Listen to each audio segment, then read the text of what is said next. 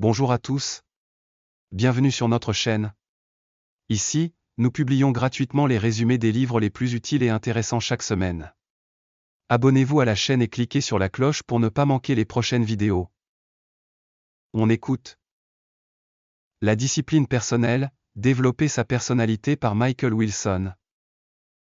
Avez-vous souvent pensé à ce que vous auriez pu accomplir si vous aviez surmonté votre paresse et cessé de perdre du temps avec des détails et des irritants?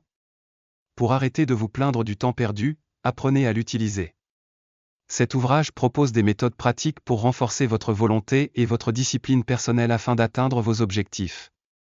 Si vous aspirez à commencer une nouvelle vie dès lundi prochain, investissez votre week-end dans l'écoute de ce livre. Introduction. La question de la discipline personnelle revient souvent dans le domaine du développement personnel. Il est bien connu que le succès dans la vie ne dépend pas seulement des compétences et des connaissances acquises, mais aussi de la volonté de travailler, de la motivation et de la capacité à se dépasser. Ceux qui réussissent savent mener à bien leurs projets sans se laisser arrêter par leurs émotions. Qu'est-ce que la discipline personnelle? C'est la capacité à se pousser à agir pour atteindre un résultat, quelles que soient les circonstances, problèmes, besoins, mauvaise humeur, influences négatives, paresse, manque de motivation ou de stimulation. Cette capacité est essentielle pour réussir. Sans elle, les actions nécessaires ne sont souvent ni entreprises ni menées à terme, en raison des multiples excuses qui surgissent. La discipline donne en réalité la liberté. Beaucoup pensent à tort que la discipline restreint la liberté, mais c'est tout le contraire. Les personnes disciplinées ne sont pas esclaves de leurs humeurs ou de leurs impulsions. Elles agissent selon ce qui est important pour elles, pas seulement selon ce qu'elles ressentent à l'instant. Cela signifie souvent sacrifier un plaisir immédiat pour des bénéfices à long terme, travailler sur un projet malgré le manque d'inspiration, faire du sport au lieu de se détendre devant la télévision après une journée de travail, se lever tôt pour s'entraîner, résister à la tentation de manger un gâteau pour respecter un régime, gérer ses emails à des heures précises, etc. Pourquoi la discipline personnelle est-elle si cruciale? Elle permet d'accomplir les actions nécessaires pour réussir dans toute entreprise. Elle aide à se libérer des dépendances néfastes et à surmonter la procrastination. Imaginez les objectifs que vous auriez déjà atteints si vous aviez toujours suivi vos plans avec rigueur. Perdre du poids, obtenir une formation, décrocher le job de vos rêves, ou même accumuler une fortune. Sans discipline personnelle, ces intentions restent souvent vaines, mais avec elles, les obstacles se transforment en succès. La discipline personnelle est l'un des outils les plus puissants et accessibles du développement personnel. Elle permet de contrôler ses habitudes pour arrêter de fumer, perdre du poids, ou résoudre pratiquement n'importe quel problème. La récompense ultime de ce travail discipliné est la capacité d'atteindre des résultats extraordinaires et de se fixer des objectifs encore plus ambitieux, aux retombées bien plus significatives. Chapitre 1. La discipline personnelle, premier pas. Ce premier chapitre introduit le concept de discipline personnelle comme un trait qui peut être développé par tous, malgré ses défis. L'auteur commence par souligner que la plupart des gens, tout comme le lecteur potentiel, ont une discipline personnelle faible.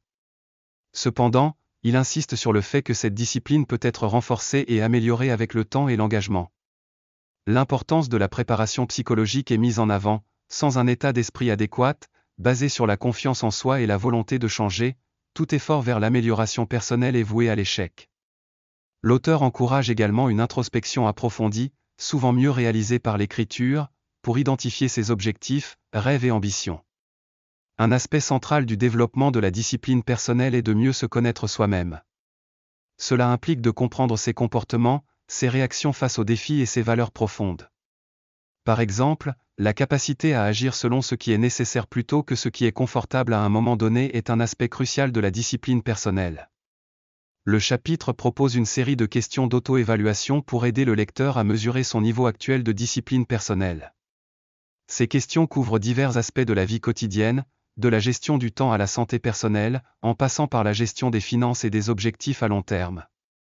Cette évaluation aide à identifier les domaines où des améliorations sont nécessaires et à établir un plan d'action.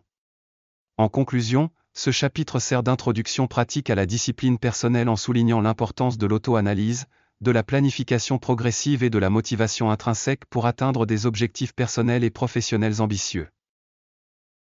Chapitre 2. Force et volonté, comment ne pas abandonner en chemin. Le chapitre 2 explore la notion de force de volonté comme étant essentielle pour maintenir le cap vers ses objectifs malgré les obstacles. La force de volonté est définie comme la capacité à prendre des décisions conscientes et immédiates pour agir conformément à ces décisions, même lorsque les conditions deviennent difficiles. Elle constitue un pilier fondamental de la discipline personnelle, accélérant la mise en œuvre des décisions prises et réduisant la procrastination. Pour développer sa force de volonté, l'auteur souligne la nécessité d'un entraînement constant, consistant à se fixer des objectifs de plus en plus complexes et exigeants. Ce processus demande des efforts soutenus sur le long terme, car au début de chaque entreprise, l'enthousiasme initial peut rapidement s'estomper.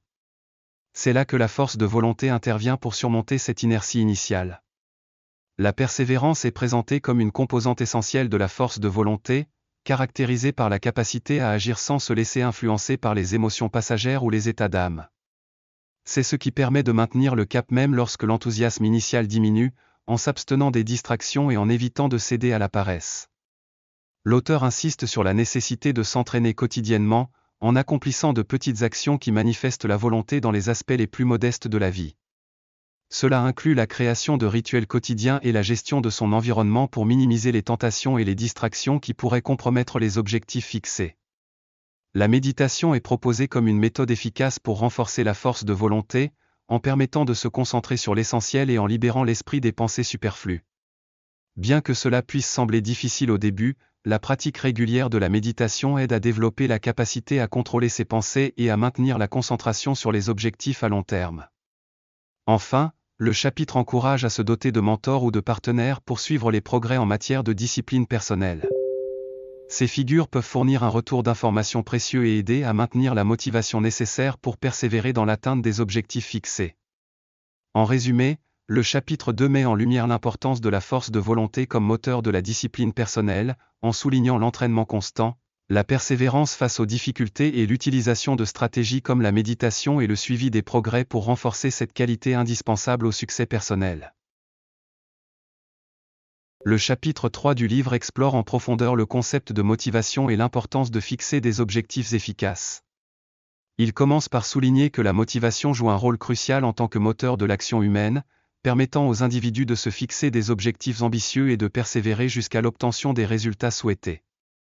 Cependant, l'auteur met en garde contre la motivation ordinaire, qui ne dure que quelques jours et n'est pas suffisante pour atteindre des objectifs à long terme.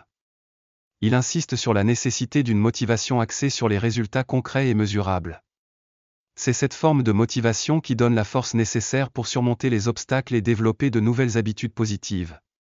Pour réussir, il est crucial de fixer des objectifs bien définis et attractifs, qui offrent des récompenses tangibles.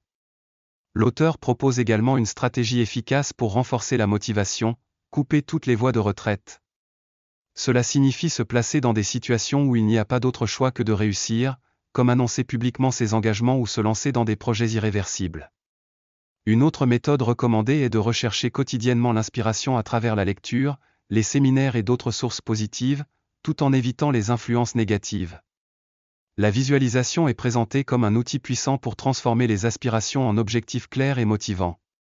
Elle permet de créer mentalement des scénarios réussis et d'ancrer émotionnellement les objectifs à atteindre. Lorsque des échecs surviennent, l'auteur conseille de ne pas résister aux circonstances négatives, mais plutôt de prendre du recul, de se reposer et de trouver des moyens de rebondir. Il est crucial de ne pas généraliser les échecs à une vie entière, mais de les considérer comme des apprentissages pour mieux se préparer aux défis futurs. En résumé, ce chapitre met en lumière l'importance de maintenir une motivation durable et orientée vers des objectifs précis, tout en apprenant à surmonter les échecs avec résilience et détermination.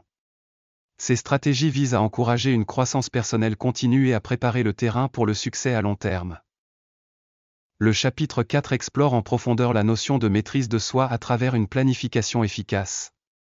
Il commence par souligner que beaucoup considèrent la discipline personnelle comme une question de planification minutieuse de la journée et de respect strict de cet emploi du temps rigide. Cette approche, bien que bénéfique en théorie, rencontre souvent des obstacles dans la réalité moderne, où les imprévus comme les embouteillages et les flux d'informations constants perturbent constamment les intentions. L'auteur insiste sur le fait que la clé de la discipline personnelle ne réside pas tant dans la minutie de chaque minute passée à suivre un plan, mais dans l'approche stratégique visant à progresser vers des objectifs précis. Il recommande de planifier non seulement sa journée, mais aussi de penser à plus long terme, sur une échelle allant de semaines à plusieurs années. Des études soutiennent que cette planification précise du temps et le respect strict de l'ordre de travail augmente significativement les chances de succès. L'argument principal est que notre capacité d'autodiscipline est limitée et s'épuise rapidement. Ainsi, établir clairement quand, où, comment et quoi faire réduit la nécessité de prise de décision constante et d'efforts supplémentaires. Les rituels du matin occupent une place centrale dans ce chapitre comme point de départ crucial pour développer la discipline personnelle. L'idée est de créer des routines matinales spécifiques et automatiques qui favorisent la productivité et renforcent la volonté. Par exemple, boire un verre d'eau dès le réveil pour stimuler le corps, suivre une petite séance de gymnastique pour éveiller l'organisme, et prendre une douche pour tonifier le système nerveux et la circulation sanguine. Ces rituels du matin ne sont pas seulement pratiques mais participent également à l'entraînement de la force de volonté et à la capacité de surmonter les faiblesses personnelles. Ils offrent un sentiment de confort et de continuité, libérant ainsi de l'énergie pour la créativité et l'amélioration personnelle. L'auteur explore également l'état de flow, état de flux, un état d'inspiration intense où les actions semblent se dérouler naturellement et efficacement. Pour atteindre et maintenir cet état, il recommande d'utiliser la discipline personnelle à travers la définition d'objectifs clairs, l'élaboration de plans détaillés et l'exécution systématique de ces plans. En conclusion, le chapitre met en avant l'importance de la planification minutieuse, des rituels matinaux et de l'utilisation efficace de la discipline personnelle pour maximiser la productivité et atteindre les objectifs fixés. Ces stratégies visent à optimiser l'utilisation de nos ressources limitées de volonté et à maintenir une efficacité durable dans nos activités quotidiennes et à long terme. Chapitre 5 – Rien ne réussit encore une fois, erreurs et solutions. Le chapitre commence par évoquer le syndrome de Bélan, où beaucoup de gens tentent sans succès de changer leurs habitudes. Pour résoudre ce problème, nombreux sont ceux qui cherchent à améliorer leur discipline personnelle. La discipline personnelle est définie comme le respect d'un ordre subjectif perçu de l'intérieur, un processus nécessitant la connaissance de soi. L'erreur commune est de s'attendre à la perfection dès le début, alors que tout progrès nécessite du temps et des efforts constants. La clé réside dans la patience et l'auto-observation pour corriger les failles de sa discipline. Cependant, le paradoxe de la discipline personnelle réside dans le fait que ceux qui en ont le plus besoin sont souvent ceux qui ont le plus de difficultés à l'appliquer. La discipline imposée par les circonstances extérieures est souvent plus facile à suivre que celle auto-imposée. Beaucoup cherchent à devenir disciplinés en observant ceux qui réussissent, mais copier les autres sans comprendre ses propres motivations peut mener à l'échec. Il est crucial de développer ses propres valeurs plutôt que d'imiter celles des autres.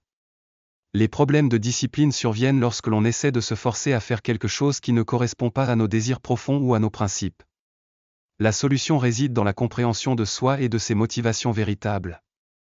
Il est contre-productif de se forcer à suivre des règles artificielles à court terme, car cela peut entraîner un échec à long terme. Pour résoudre ces problèmes, il est recommandé de revenir aux principes psychologiques de base, de définir clairement ses objectifs et de ne pas se comparer aux autres. Commencer petit et progresser graduellement est essentiel pour établir une discipline personnelle efficace. La clé est d'agir selon ses propres aspirations plutôt que de chercher à satisfaire les attentes des autres. En conclusion, la discipline personnelle nécessite une approche réfléchie et persévérante. Il est crucial de comprendre ses propres motivations et de développer une discipline qui soit en accord avec ses valeurs et objectifs personnels. Le chemin vers l'amélioration personnelle commence par l'acceptation de soi et l'action délibérée vers un changement positif. Pour explorer davantage ces thèmes et découvrir des conseils pratiques pour améliorer votre discipline personnelle, abonnez-vous à notre chaîne YouTube pour des vidéos inspirantes et instructives sur ce sujet.